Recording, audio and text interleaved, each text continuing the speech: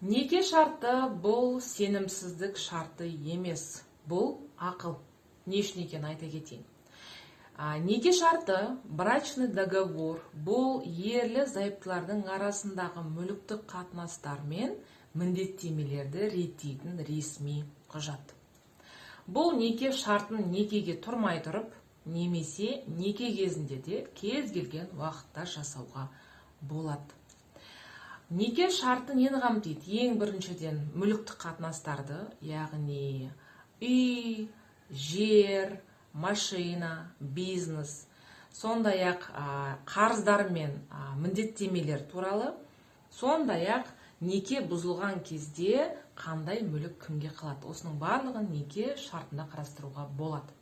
Неке шарты нені қамтымайды? Ең біріншіден әрине балаларға қатысты құқықтарды, ата-аналық құқықтарды, сондай-ақ тұлғалық қатынастарды бұл неке шарты қамтымайды. Тұлғалық қатынастар дегеніміз ол бүгін кім тамақ жасайды, немесе бала шағаны бүгін балабақшадан кім алып келеді деген сияқты. Біздің еліміздегі жағдайға келетін болсақ, Қазақстан Республикасының Әділет министрлігінің статистикасына сүйенетін болсақ, соңғы жылдары неке шартын жасаушылардың саны артып келе жатыр екен. Нақты айтатын болсақ, 2024 жылы Алматы мен Астана қаласында неке шартын жасаушылардың саны 20%-ға артқан екен.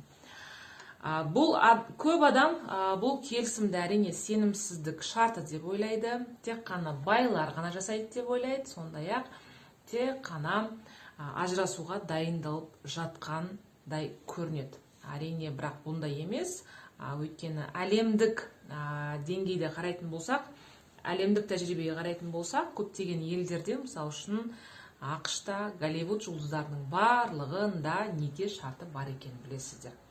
Ал Канада, Франция, Германияны алатын болсақ, ол жерде де барлығы заңмен толыққанды реттелген. Некеге отыратындардың 30-50% осы неке шартын жасайды екен.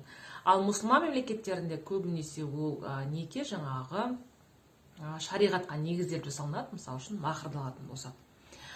Бұл неке шарты не үшін керек? Ең біріншіден мүлікті әділ бөлу, ажырасқан кезде жанжалсыз шешім, және де кәсіпкерлер үшін өте маңызды, бизнесті қорғау мақсатында екі жақтың да сенімділігі артырады. Яғни қаржы жағы нақты болады. Сондай-ақ балалар үшін қауіпсіздік, қай мүлік кімде қалатыны нақты анықталған. Ал сіздің ойыңызша қалай? Сіз осы неке шартын қолдайсыз ба жалпы? Пікіріңізді төмендегі комментарийге жазып кетсеңіздер болады.